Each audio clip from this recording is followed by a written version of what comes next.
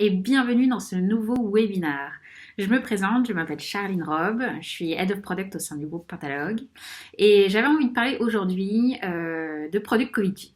Alors vous allez me dire, mais c'est quoi Product Covid Fit? C'est quoi encore ce terme sorti de nulle part, ce terme technique là dont on n'a jamais encore entendu parler? En fait, c'est juste une manière de contextualiser le Product Market Fit dans l'actualité, dans la crise sanitaire qu'on vit tous aujourd'hui. Parce qu'on est en plein dedans et que voilà, dans cette démarche un peu tous anti-Covid, je prends le pli. Donc plus sérieusement, le Product Covid Fit est en fait le vrai sujet du webinaire, c'est de parler du Product Market Fit et de rentrer un petit peu plus dans le détail et le concret de ce que c'est et d'essayer de donner des clés de lecture pour que vous puissiez mieux appréhender cela pour votre business aujourd'hui, demain, futur et donc la création de vos produits. Voilà, donc je vais partager mon écran et on y va. Ce qu'on va essayer de voir aujourd'hui, comme je vous l'ai dit, c'est pourquoi certains produits fonctionnent et d'autres pas. Pourquoi certains produits qui sont même similaires fonctionnent et d'autres pas du tout. Pourquoi avec la crise, certains produits vont survivre et d'autres pas. Et bien tout ça, en fait, c'est à cause du Product Market Fit. Et en ce moment, ce que j'aime bien appeler le Product Covid Fit. Alors, le Product Market Fit, il a été introduit par Mark Andreessen, peut-être que j'écorche un petit peu son nom. C'est un entrepreneur américain, investisseur, ingénieur informatique, qui a lancé pour la première fois un peu le concept. Et lui, il le décrit de la sorte. Le Product Market Fit means being in a good market with a product that can satisfy that market. Donc, autrement dit, en fait, le Product Market Fit, ça regroupe trois notions fondamentales. C'est quand les gens comprennent le produit, qu'ils l'achètent et qu'ils en parlent. En fait, c'est aussi simple que ça, vous allez me dire, mais finalement, c'est quand même un petit peu complexe que juste cette définition. Déjà, premier point, c'est que le Product Market Fit, c'est un processus itératif. Et une fois qu'on a construit un produit qui répond à un problème, c'est pas fini, en fait, il faut itérer dessus son fit. Alors, heureusement pour ça, il y a des métriques à suivre, on a des étapes, on a des process qui sont mis en place, il y a beaucoup de choses dans la littérature aujourd'hui qui vont nous permettre d'essayer d'avoir les clés en fait pour itérer correctement et pour trouver son fit. Et on va le voir par la suite. Et second problème, c'est qu'il ne faut pas espérer passer d'un coup du non-fit au fit. La transition non-fit-fit, fit-non-fit, elle n'est pas binaire. Ça n'arrive pas d'un coup comme ça, comme un combat par KO. Et même si en vrai, à la fin, votre produit, il fit ou pas, parce que clairement, à un moment donné, on a une réponse, c'est plus complexe que ça. Et un terme qui peut-être serait encore sorti du chapeau, mais qui permettrait peut-être de parler un peu plus concrètement de vraiment ce que ça représente, ce Product Market Fit. C'est ce que j'aime bien dire, c'est le Product Market Love. Je l'ai vu dans plusieurs articles, et plusieurs personnes en ont parlé, et c'est vrai que pour moi, il me parle plus, en fait. Parce que la notion d'amour, et dans la notion d'amour, il y a une notion de ressenti, une notion de sentiment. C'est beaucoup plus subtil, en fait, dans sa description. On a du mal à décrire ce que c'est que l'amour, le sentiment amoureux. Et du coup, c'est plus subtil, c'est un peu plus flou aussi que juste un fit non-fit. Et je pense que c'est plus représentatif du coup véritablement de tout le cheminement qu'on va avoir dans cette recherche un peu de product market fit. Et d'ailleurs, c'est ce que disent ceux qui l'ont atteint. Un peu, c'est tous ce qu'on espère tous savoir, mais ceux qui l'ont atteint, ils nous le disent comme ça, qu'une fois qu'on l'atteint, justement, on sait qu'on l'atteint. Donc, quelque part, quand on tombe amoureux, on se rend compte qu'on l'est. On est un peu incapable de décrire sur le moment, exactement dans le détail, pourquoi on est amoureux. Quelque part, c'est un peu ça, même si quand même, on a des clés de lecture et tout l'objectif d'aujourd'hui, c'est d'essayer de les décortiquer. Et c'est très bien résumé dans cette citation, je trouve, vers cette notion d'amour, un peu de ressenti, de feeling. C'est très bien résumé dans cette citation de Monsieur Danny Meyer, qui est un entrepreneur restaurateur. Il l'a décrit dans son livre, là, qui est noté ici en dessous.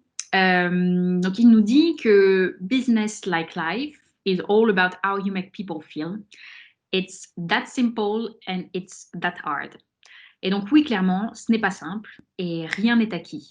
Et pour vous donner un exemple très concret, pour vous montrer à quel point rien n'est acquis, même en amour, Regardons l'exemple d'Apple.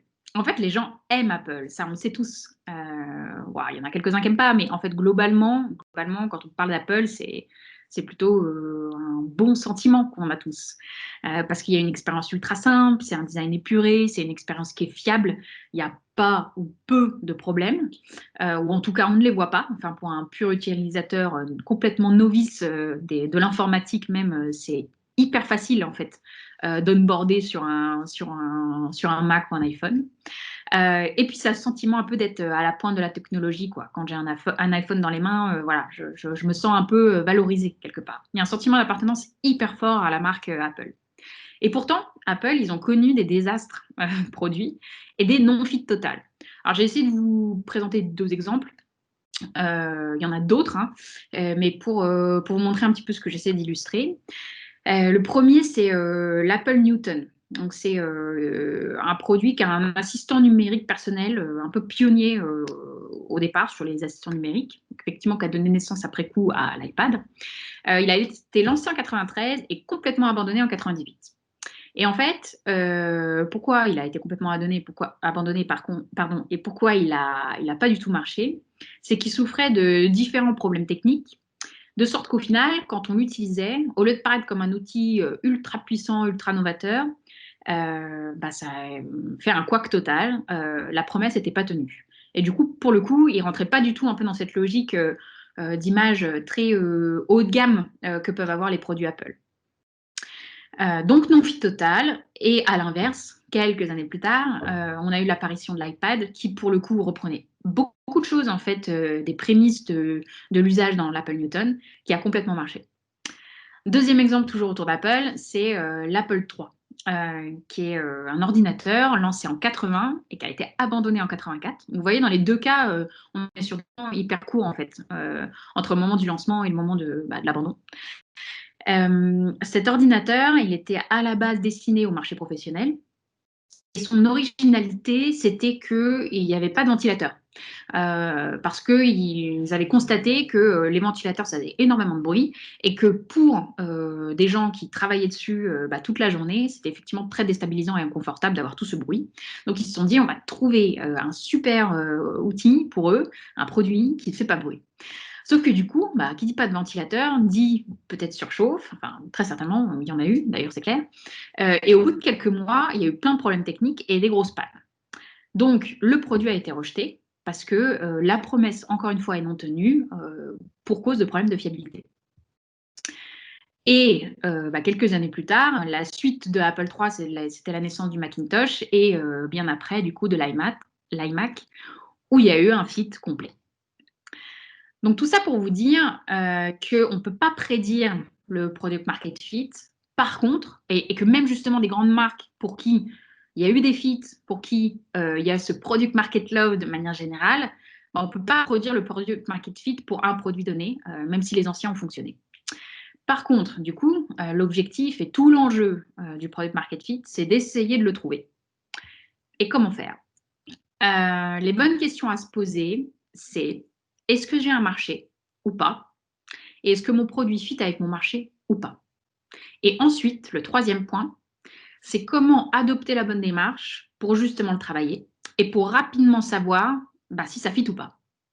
Et ça, c'est ce qu'on va voir maintenant. Donc, essayons de rentrer concrètement dans le product market fit. Product market fit. Donc, dans le product market fit, il y a product et market. Jusque-là, je pense que tout le monde suit. Donc, on a le produit, on a le marché. Lequel doit-on travailler en premier? Lequel doit venir en premier? C'est un peu le sujet de la poule et l'œuf. Hein. C'est pareil, sauf que non, pas vraiment, justement. En fait, la réponse, elle est assez simple. Et peut-être qu'elle va vous éclairer si, en tout état de cause, vous ne savez pas. Le marché, c'est ce qu'on représente par la notion de why. C'est un peu le quoi, ce qu'on va essayer de chercher. Et le produit, c'est plutôt le what. Concrètement, ce que ça va donner. Donc, une fois qu'on a le why, on peut créer et adapter le what. Et en fait, ce serait une grosse erreur de se dire que l'on a un produit et qu'on va essayer de le faire fitter dans un marché. Et que c'est le marché qui va s'adapter au produit. Ça ne marche pas du tout. Et il y a énormément de gens, je pense, qui sont à fond dans leurs produits, qui sont à fond à défendre la proposition de valeur qu'ils ont, etc., en se disant, mais si, les utilisateurs, ils ne comprennent pas, en fait. Je pense que c'est pas tout à fait ça, c'est même clairement pas ça, et il vaut mieux se focaliser sur le marché avant de se dire, je vais transformer les gens en les faisant adopter mon produit. Parce que essayer de demander certains business actuellement, par exemple, si pendant le Covid, si le marché s'est adapté à utiliser leurs produits. Non, en fait, c'est complètement l'inverse même. Et il y a certains produits qui avaient trouvé leur fit et qui ne fit plus du tout. Donc le fit et trouver le fit, c'est d'abord travailler son marché, puis travailler son produit. Et donc, il y a cette représentation pyramidale qui est très connue, qui représente effectivement cette notion de product market fit, qui représente bien cet aspect-là de se dire qu'on travaille d'abord le marché, donc on travaille d'abord la base de la pyramide, et ensuite, on va être capable d'adresser ça en termes de solutions en développant un produit. Donc, on a la vision problème en bas, c'est quoi le problème, et comment ça va se concrétiser en une solution qui va permettre de répondre au problème. Donc, analysons le problème avant de trouver une solution. Si on met devant chaque étape de la pyramide, à quoi ça correspond? Donc, la première, qui est les target users, donc c'est déterminer notre cible utilisateur, la cible marché. Une fois qu'on a déterminé cette cible marché, c'est identifier à partir de cette cible quels sont les besoins, donc les underserved needs, les besoins qui ne sont pas couverts, donc sur lesquels, en gros, il y a des problématiques et il y a une vraie demande du marché pour qu'on apporte une solution. Ensuite, le haut de la pyramide, c'est définir la proposition de valeur qui correspond à ce besoin net donné par les utilisateurs et le marché. À partir de cette proposition de valeur, de définir un ensemble de fonctionnalités, donc, pour pouvoir créer un MVP. J'ai marqué là le petit mot MVP, je vais revenir là-dessus un peu plus dans le détail. Un MVP, donc, c'est un premier lot fonctionnel qui répond très clairement à la proposition de valeur, qui est focus sur cette proposition de valeur, et sur lequel on vient y ajouter la final touch pyramide, la cerise sur le gâteau, qui n'est pas qu'une cerise sur le gâteau, justement, parce que cette partie-là, UX, c'est hyper important. On a beau avoir une super idée, une proposition de valeur hyper bien identifiée et qui correspond totalement à un besoin, c'est pas suffisant pour atteindre un product market fit potentiel et c'est pas suffisant pour séduire votre cible utilisateur. Parce qu'il faut créer la meilleure expérience. D'où l'importance de cette notion d'UX qui est positionnée en top de la pyramide. C'est vraiment l'élément qui finalise notre pyramide. Et une fois qu'on a ça, on est capable de tester ce MVP auprès de vrais utilisateurs. C'est pour ça qu'on a cette petite boucle-là qui permet de redescendre en bas de la pyramide et qui va nous permettre en fait de remonter. Vous allez voir, je vous ai dit, hein, c'est itératif. C'est-à-dire qu'une fois que je suis arrivée là-haut, je fais mon test et je vais pouvoir retester auprès de mes users, ma cible, et de continuer de reboucler. Tac, tac, tac, tac, tac, tac, tac. Je vous invite à voir mon webinaire sur la MVP si vous voulez en apprendre un petit peu plus sur les étapes de construction réellement d'un MVP, parce qu'on ne va pas rentrer là-dedans maintenant. Mais ce qu'il faut se dire, c'est il se passe quoi une fois que j'ai lancé mon MVP, que j'ai fait ce test-là. Comme je vous le disais, donc, le fit, c'est quelque chose qui n'est pas binaire et qui nécessite de l'itération. Et un MVP, ce n'est pas un produit final. C'est une étape du processus de construction de votre produit qui va vous permettre de vite mesurer et apprendre. Et plus vous allez itérer sur votre produit en prenant en compte les retours de vos utilisateurs, de votre cible marché, plus vous allez prendre en compte le comportement de ces gens-là, plus vous allez pouvoir adapter votre proposition de valeur et du coup construire un produit qui fonctionne et qui va trouver un fit avec une cible de plus en plus large. Et notre cher Brad Feld le dit très bien ici. You finally found someone to pay for your shitty MVP, but you've got a long way to go before you truly have product market fit. C'est exactement ça. Avec le MVP, on peut tester rapidement le marché. C'est vraiment ce qu'il faut retenir. Vous pouvez savoir vite si votre produit répond au problème. Vous allez pouvoir gagner sur la compréhension et sur l'adhésion de vos utilisateurs dans la première notion du product market fit qui est ils comprennent, mais pas forcément qu'ils achètent derrière. Ou alors, ils vont comprendre, ils vont acheter, mais pas forcément en parler après. Et tout l'enjeu du MVP, c'est justement de vous fournir un outil et une démarche pour tester continuellement. Et heureusement, maintenant, avec les produits dont on parle, là, qui sont principalement des produits digitaux, on a des leviers pour faire ces tests rapides et qu'il faut pas, on n'a pas besoin en fait de créer un produit complet final pour se rendre compte de si ça fit ou pas. Et un très bon mindset à avoir, je pense, c'est le fake it until you make it. Ça doit être votre devise tant que vous n'avez pas atteint votre produit market fit. Et ça veut dire quoi, en fait, fake it until you make it? C'est que ce n'est pas grave si vous n'avez pas tout d'un coup, si justement vous travaillez avec un MVP et pas l'application finale rêvée dont vous avez imaginé. Ce n'est pas grave parce que justement, l'objectif, c'est d'engager le moins possible au départ, en termes de temps, en termes d'argent, etc., pour s'assurer qu'il y ait un fit à un moment. Parce que s'il n'y en a pas et que vous avez dépensé des sommes astronomiques pour développer une application avec énormément de fonctionnalités, bah, c'est un petit peu problématique. Je pense que vous ne serez pas hyper content. L'objectif, c'est de se rendre compte de ça beaucoup plus tôt, si ça ne fit ou pas, pour adapter. Et donc, par exemple, qu'est-ce qu'on peut faire en termes de fake it until you make it? On peut lancer une landing page. On peut essayer de multiplier à fond les campagnes d'acquisition pour qu'il y ait un maximum de trafic par rapport à votre cible, hein, toujours, sur votre landing. Et ensuite, d'observer le taux de conversion. Vous faites une belle landing qui parle de votre promesse, qui parle de votre produit, de votre proposition de valeur. Vous pouvez directement identifier s'il y a de l'appétence pour le produit ou pas. Deuxième solution, c'est dans le MVP, vous avez une app, vous avez passé ce test un peu de la landing là, donc vous voyez qu'il y a de l'appétence pour le produit, etc. Vous voulez vraiment lancer quelque chose, bah, vous poussez un MVP, donc une version de votre application, de votre site qui prend en compte vraiment la proposition de valeur principale de votre produit, qui la traduit en un périmètre fonctionnel simple. Et à partir de ce périmètre fonctionnel simple, bah, vous incluez dans le MVP des zones. Alors peut-être une fonctionnalité qui n'est pas développée du tout encore, mais pour le coup que vous ramenez au niveau de la barre de navigation. Vous faites un push en mode notif sur voilà, une nouvelle fonctionnalité qui va arriver et vous essayez d'identifier au travers de ça si les gens aussi ont de l'appétence dans le produit pour ces futures évolutions dont vous avez en tête. Donc, pousser des fonctionnalités qui n'ont pas encore été développées, ça se fait et il faut le faire. Donc, testez, même si vous ne l'avez pas encore, car tout le temps de gagner là, maintenant, avant d'avoir validé votre product market fit, il est hyper précieux. Alors, du coup, si le MVP, c'est que le début, c'est qu'une étape, en fait, dans le processus itératif, comment on fait pour essayer d'atteindre, finalement, ce vrai product market fit dont on parle depuis le début? Comment on fait? Alors, il faut savoir que construire un produit pour beaucoup de clients, ce que j'espère, hein, vous visez, ce n'est pas un problème à une seule inconnue. C'est un mix de ces 5 éléments que j'ai essayé de préciser là, qui sont votre cible utilisateur est clair et votre acquisition est bonne. Que le besoin utilisateur auquel vous répondez, il est clair aussi. Que votre proposition de valeur, elle génère de l'engagement auprès de vos utilisateurs. Que votre produit a les bonnes fonctionnalités qui répondent aux besoins de vos utilisateurs, et que vos utilisateurs comprennent facilement ce qu'ils doivent faire et comment ils doivent le faire dans votre produit. Alors, si vous prenez un petit peu de temps pour regarder un petit peu toutes ces 5 inconnus, l'équation de ces 5 inconnus à laquelle il faut répondre, qu'est-ce qu'il y a en commun parmi ces 5?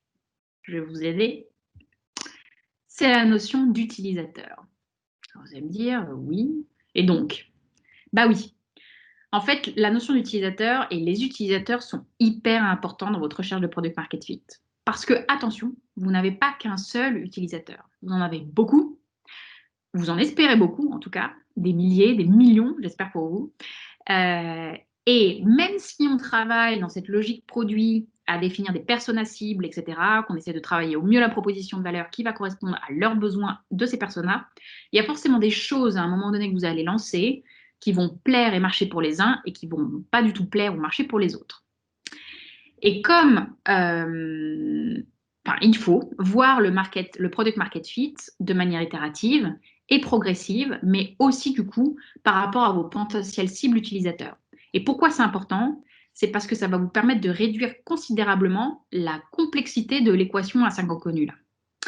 Parce que le plus important, c'est qu'il faut vous focaliser sur les bonnes targets à chaque étape de votre Product Market Fit Journey, à chaque étape de votre processus pour atteindre le Product Market Fit, voilà, de tout ce travail en fait d'itération, vous allez avoir des cibles utilisateurs qui ne sont pas forcément les mêmes. Et ça, c'est hyper important à retenir. Pour l'illustrer, je vais vous présenter ce graphique qui a été proposé par Geoffrey.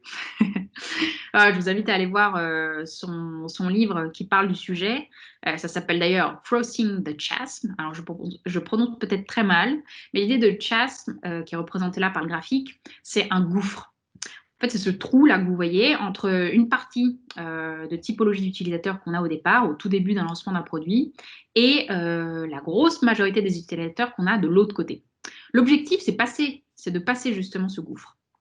Alors, si on détaille un petit peu rapidement les différentes typologies d'utilisateurs, vous allez comprendre pourquoi la notion de temps dans votre produit et de cible qui évolue dans le temps est hyper importante. Parce que si on itère et qu'on doit se focaliser sur les utilisateurs, on est sûr qu'on focalise les bons. Les innovators, donc les premiers, ce sont les premiers, donc, c'est eux qui vont découvrir votre produit pour l'étudier et pour identifier son potentiel. C'est un peu, voilà, les aventureux, les plus aventureux en fait de vos utilisateurs. Et ceux-là, ils sont capables de voir plus loin dans l'avenir de votre produit et d'adhérer même dans un périmètre hyper light. Pour eux, vous leur poussez une landing, vous décrivez un message, c'est comme ça que vous arrivez à les séduire.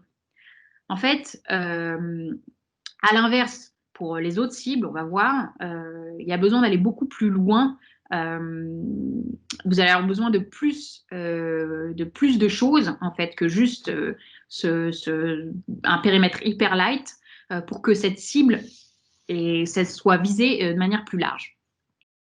En fait, vos innovateurs, ils n'ont pas forcément besoin d'avoir tout. Et surtout, il faut vous dire que ce n'est pas forcément ceux qui seront aussi vos utilisateurs demain. Donc, ce n'est pas grave si, dans un premier temps, vous les visez qu'eux et qu'après, ça change un petit peu et que, du coup, vous ayez cette courbe qui vous permet d'adresser d'autres utilisateurs. Comment ils attirent cela? Je vous l'ai dit, eux, ce qu'ils aiment, c'est la vision. Ce qu'ils aiment, c'est le teasing. Ce qu'ils aiment, c'est le côté, justement, être à fond focus sur la notion de feeling. C'est cela qu'il faut qu'il y ait un peu le crush, le coup de foudre, quelque part. Car en fait, c'est eux qui ont besoin de se sentir hyper concernés par le produit, très connectés et liés à lui. C'est ça, c'est un peu le premier amour, quoi. Les early adopters, en revanche, ils sont toujours aventureux. On est encore même dans une même zone un peu d'aventure. Mais ils espèrent une promesse. Ils vont avoir besoin d'un petit peu plus. Par contre, donc un petit peu plus que les innovators, par contre, ils sont capables d'attendre. Donc, eux, typiquement, un MVP, ça leur va bien. Il n'y a pas besoin d'avoir un périmètre fonctionnel hyper varié pour eux. L'important, c'est qu'ils comprennent la proposition de valeur et que, justement, ils adhèrent à cette promesse. Et après cela, c'est là où ça se gâte, c'est là qu'on voit du coup le fameux gouffre.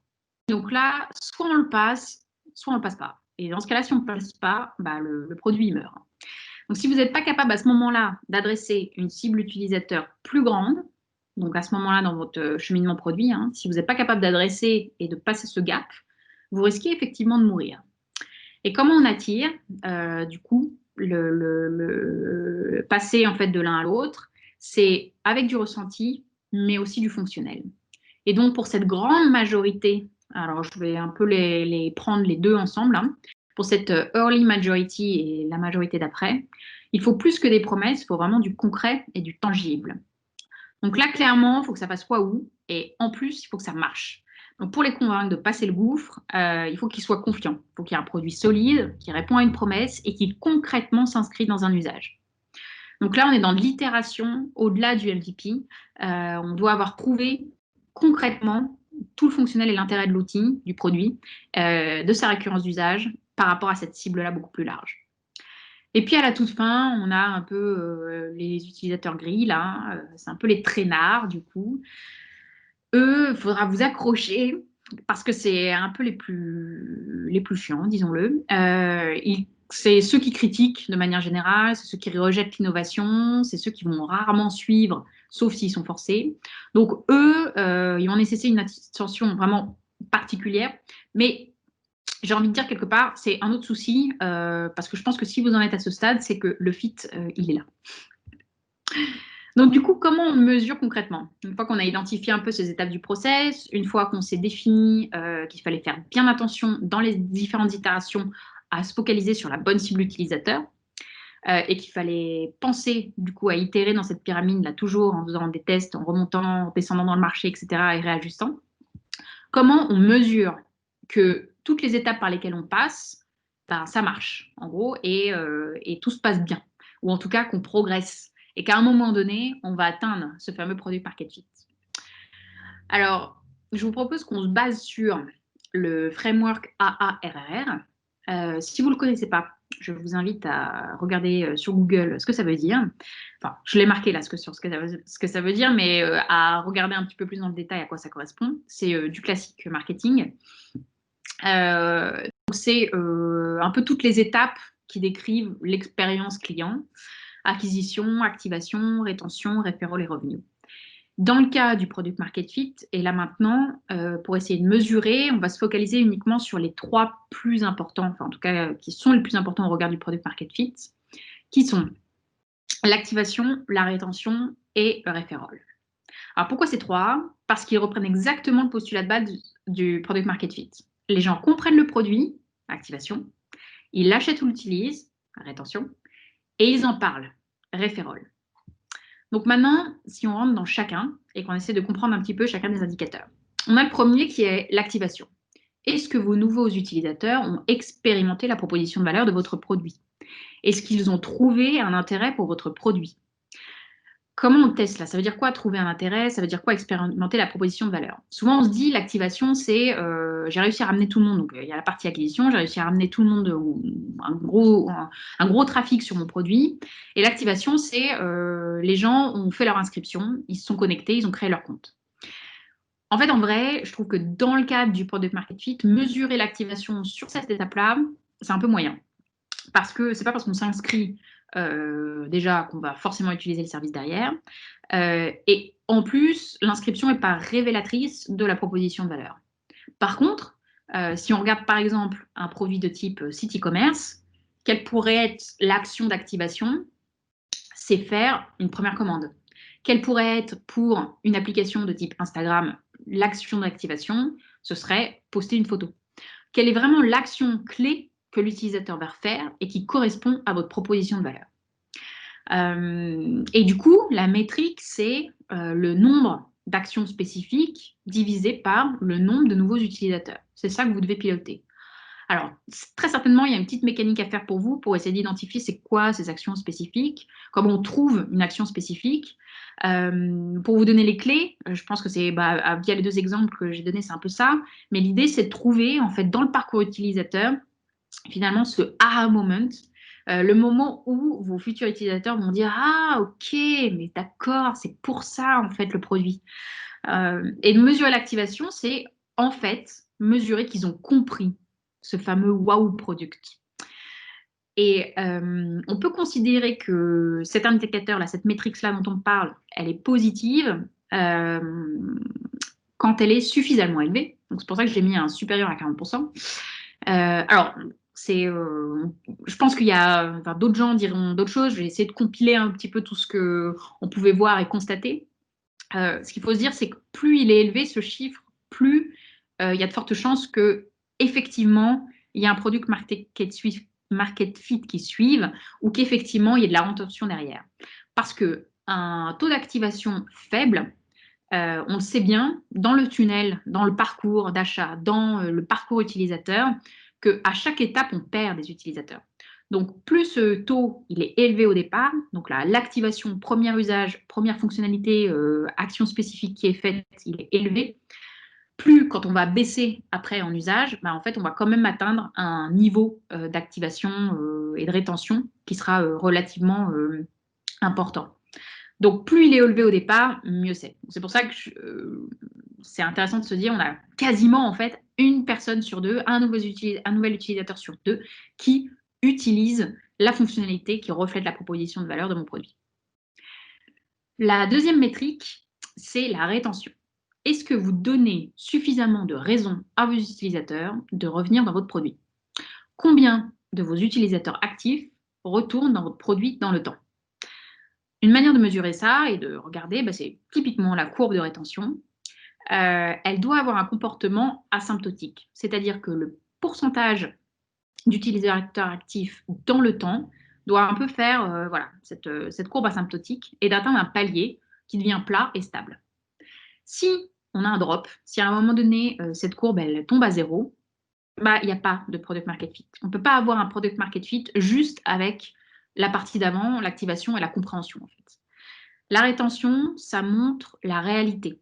Ça montre si au final, vos utilisateurs vont acheter et utiliser votre produit. Donc, c'est hyper important de se focaliser sur cette courbe-là qui ne tombe jamais à zéro. Alors après, elle peut être à 10%, 20%, 30%. 30% évidemment, c'est mieux. Mais vraiment, l'important, c'est cette stabilité. Au moins, ça présage déjà un avenir un peu plus meilleur. Et le troisième, c'est la notion de référol, de l'indicateur. Donc, ça veut dire quoi? C'est ce que vos utilisateurs sont suffisamment loyaux pour recommander votre produit.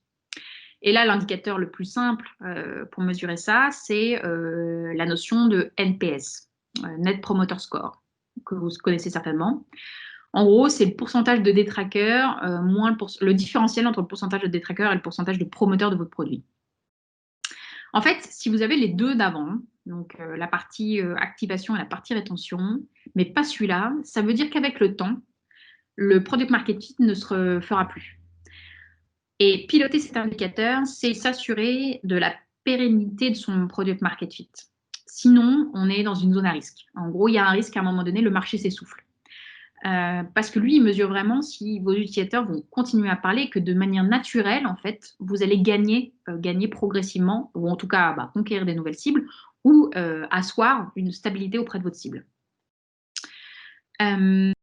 Et le NPS, il se mesure assez facilement en fait. C'est un questionnaire qui peut même être qu'à une seule question. Recommanderiez-vous ce produit à un collègue ou un ami?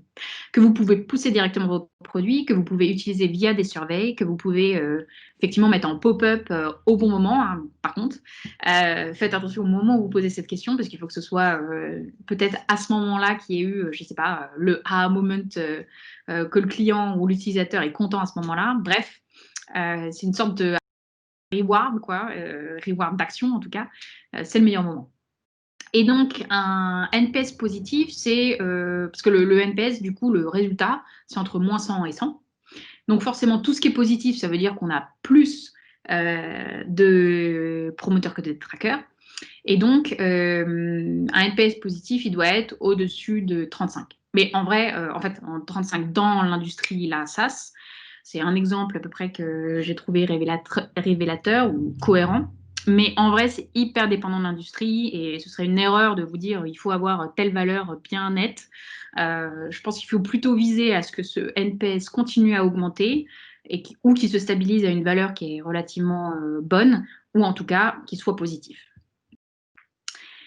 L'intérêt de ces indicateurs, c'est que de ces trois-là qu'on vient de voir, c'est qu'ils sont tous focus sur les utilisateurs, ils sont tous focus sur la proposition de valeur et ils sont tous mesurables. Voilà pourquoi c'est important de les avoir en tête et je pense dans tout ce brouhaha de product market fit comme on fait, de se dire qu'on se focalise sur ces trois-là, au moins c'est une bonne ligne directrice.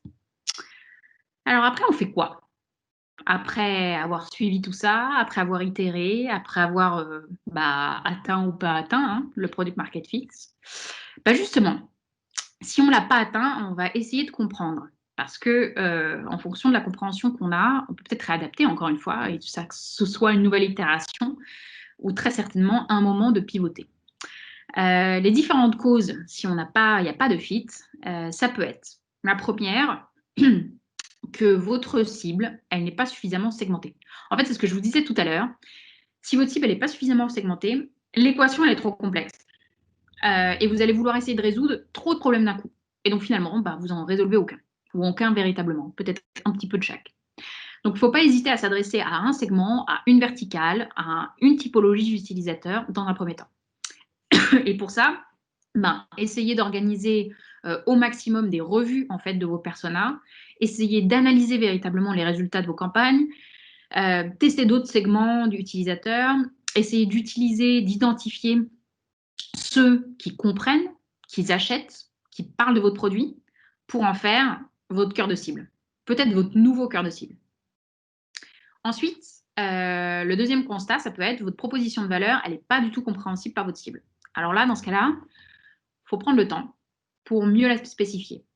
Et là, encore une fois, allez chercher l'info auprès d'eux, allez chercher l'info auprès du marché.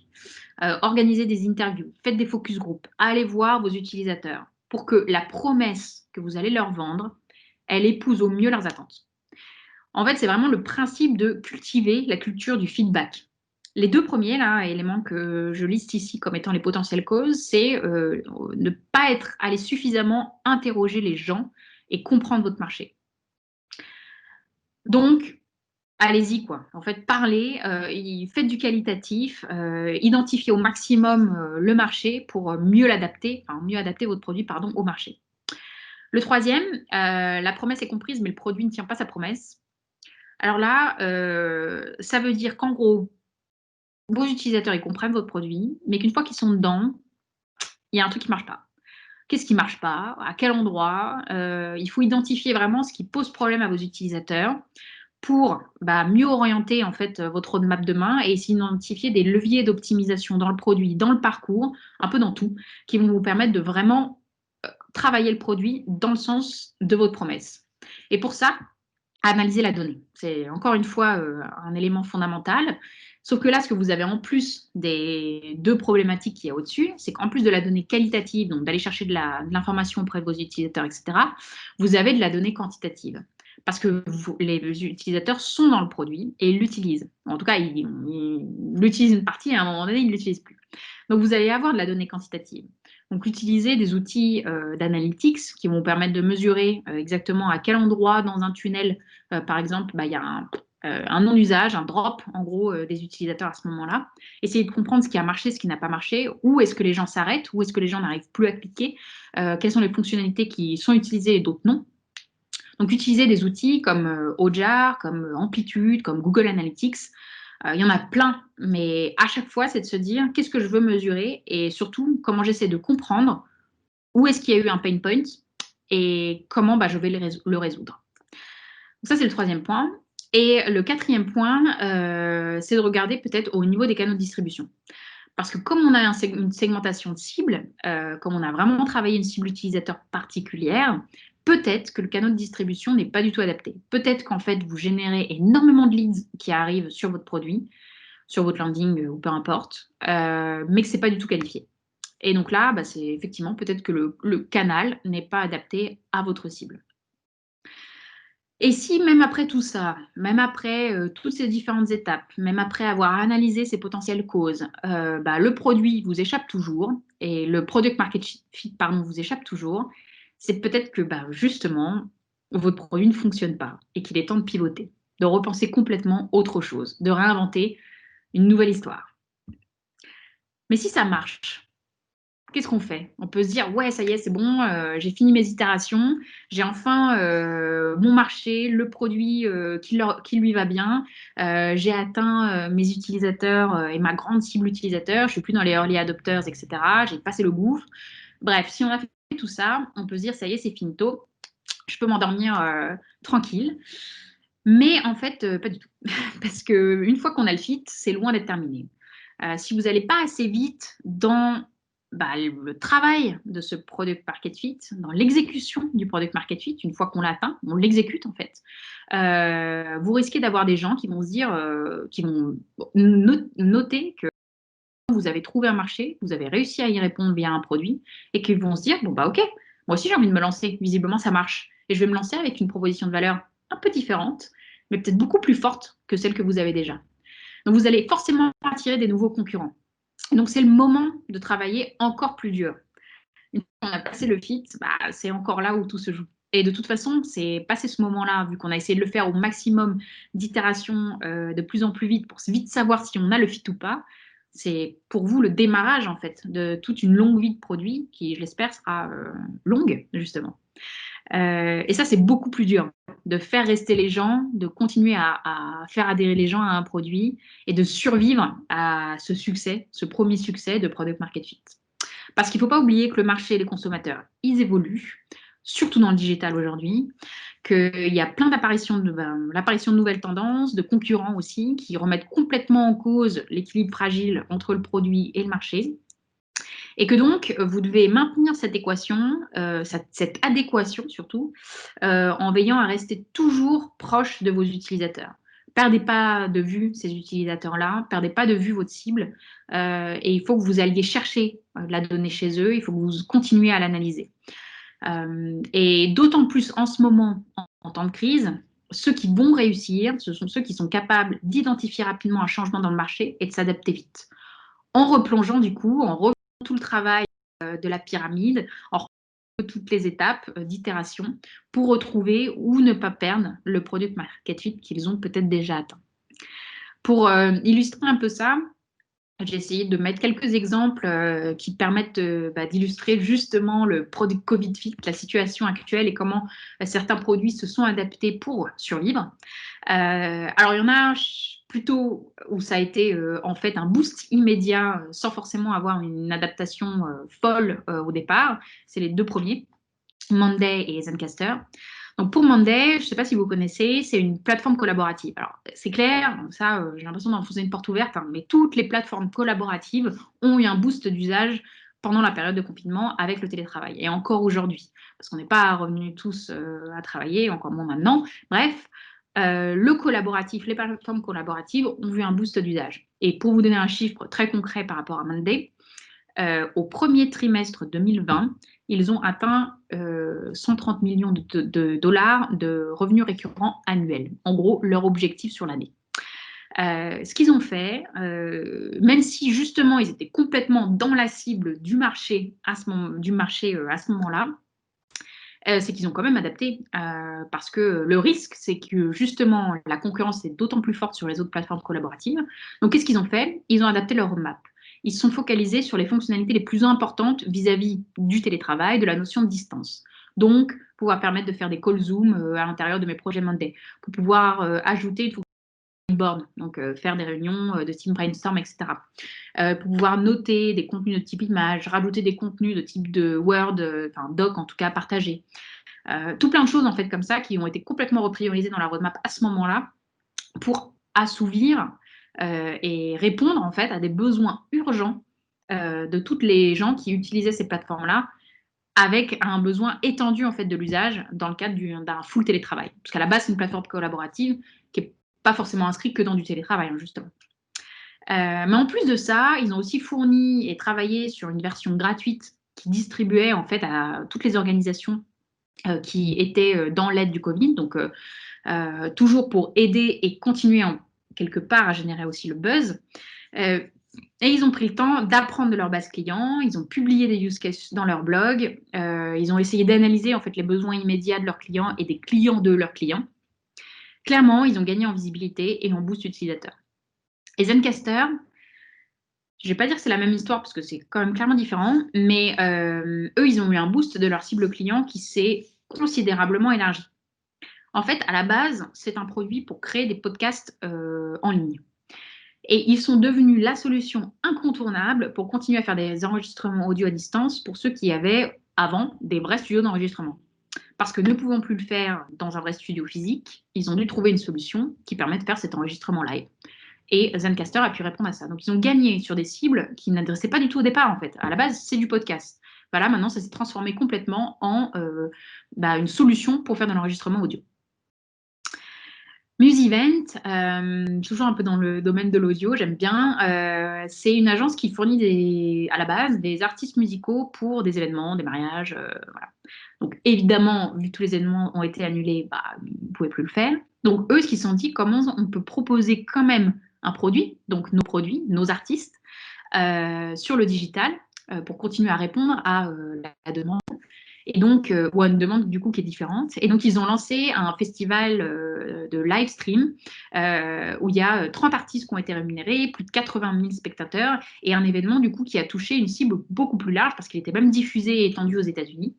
Et c'est ça la force en fait de ces outils qui ont trouvé une approche et un produit en gros sur le digital à ce moment-là, c'est qu'ils ont atteint une cible qu'ils n'avaient jamais avant. Parce que ça s'est étendu au-delà des frontières, ça a permis d'atteindre des gens qui ne prêtaient pas du tout attention aux produits au départ. Et je pense aussi, toujours de rester dans le domaine un peu du spectacle et de l'artistique, mais il y a le théâtre qui a essayé de se développer avec des pièces qui sont montées sur Zoom, où on voyait une mosaïque des acteurs en fait, qui jouaient chacun de leur côté, depuis leur salon.